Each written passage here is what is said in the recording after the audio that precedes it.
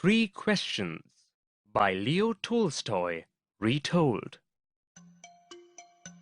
The thought came to a certain king that he would never fail if he knew three things. These three things were: what is the right time to begin something? Which people should he listen to? What is the most important thing for him to do? The king therefore sent messengers throughout his kingdom, promising a large sum of money to anyone who would answer these three questions. Many wise men came to the king, but they all answered his questions differently. In reply to the first question, some said the king must prepare a timetable and then follow it strictly. Only in this way, they said, could he do everything at its proper time. Others said that it was impossible to decide in advance the right time for doing something. The king should notice all that was going on, avoid foolish pleasures, and always do whatever seemed necessary at that time. Yet others said that the king needed a council of wise men who would help him act at the proper time. This was because one man would find it impossible to decide correctly without help from others, the right time for every action. But then others said that there were some things which could be urgent. These things could not wait for the decision of the council. In order to decide the right time for doing something, it is necessary to look into the future. And only magicians could do that. The king, therefore, would have to go to magicians. In their answers to the second question, some said that the people most necessary to the king were his counselors. Others said the priests. A few others chose the doctors. And yet others said that his soldiers were the most necessary. To the third question, some said science, others chose fighting, and yet others, religious worship. As the answers to his questions were so different, the king was not satisfied and gave no reward. Instead, he decided to seek the advice of a certain hermit who was widely known for his wisdom. The hermit lived in a wood which he never left. He saw no one but simple people, and so the king put on ordinary clothes. Before he reached the hermit's hut, the king left his horse with his bodyguard and went on alone. As the king came near the hermit's hut, he saw the hermit digging the ground in front of his hut. He greeted the king and continued digging. The hermit was old and weak, and as he had worked, he breathed heavily. The king went up to the hermit and said, "I have come to you, wise hermit, to ask you to answer three questions. How can I learn to do the right thing at the right time? Who are the people I need most? And what affairs are the most important?" The hermit listened to the king, but did not speak. He went on digging. "You are tired," said the king. "Let me take this spade and work in your place." "Thanks," said the hermit, giving the king his spade. Then he sat down on the ground. When the king had dug 2 beds, he stopped and repeated his questions. The hermit gave no answer, but stood up, stretching out his hand for the spade, and said, "Now you rest and let me work." But the king did not give him the spade and continued to dig. 1 hour passed, then another.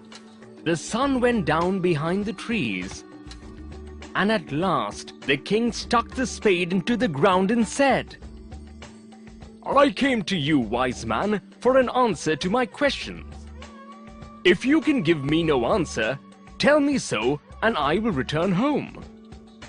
"Here comes someone running," said the hermit.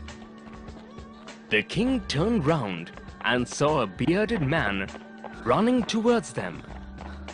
His hands were pressed against his stomach, from which blood was flowing. When he reached the king, he fainted and fell to the ground. The king and the hermit removed the man's clothing and found a large wound in his stomach. The king washed and covered it with his handkerchief, but the blood would not stop flowing. The king redressed the wound until at last the bleeding stopped. The man felt better and asked for something to drink. The king brought fresh water and gave it to him. By this time, the sun had set and the air was cool. The king, with the hermit's help, carried the wounded man into the hut and laid him on the bed. The man closed his eyes and lay quiet. The king, tired by his walk and the work he had done, lay down on the floor and slept through the night. When he awoke, it was several minutes before he could remember where he was or who the strange bearded man lying on the bed was. "Forgive me," said the bearded man in a weak voice, when he saw that the king was awake. "I do not know you and have nothing to forgive you for," said the king. "You do not know me, but I know you. I am that enemy of yours who swore revenge on you because you put my brother to death and seized my property. I knew you had gone alone to see that hermit, and I made up my mind to kill you on your way home. But the day passed and you did not return. So I left my hiding place and I came upon your bodyguard who recognized me and wounded me. I escaped from him, but I should have died if you had not dressed my wounds. I wished to kill you, and you have saved my life. Now if I live, I will serve you as your most faithful servant, and will order my sons to do the same. Forgive me." The king was very happy to have made peace with his enemy so easily, and to have won him over as a friend. He not only forgave him, but said he would send his servants and his own doctor to look after him, and he promised to give back the man his property. Leaving the wounded man, the king went out of the hut and looked round for the hermit. Before going away, he wished once more to get answers to his questions. The hermit was on his knees sowing seeds in the beds that had been dug the day before. The king went up to the hermit and said, "For the last time I beg you to answer my questions, wise man." "You have already been answered," said the hermit, still bending down to the ground and looking up at the king as he stood before him. "How have I been answered? What do you mean?" "Do you not see?" replied the hermit. "If you had not pitied my weakness yesterday and had not dug these beds for me, you would have gone away. Then that man would have attacked you, and you would have wished you had stayed with me. So the most important time was when you were digging the beds. And I was the most important man, and to do me good was your most important business.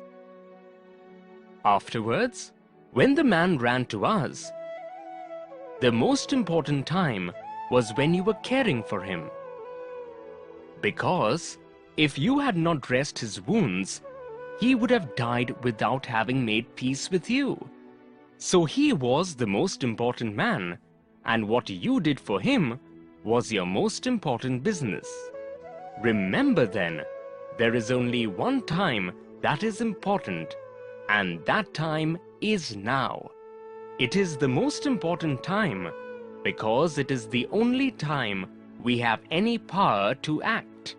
The most necessary person is the person you are with at a particular moment, for no one knows what will happen in the future and whether we will meet anyone else. The most important business is to do that person good, because we were sent into this world for that purpose alone.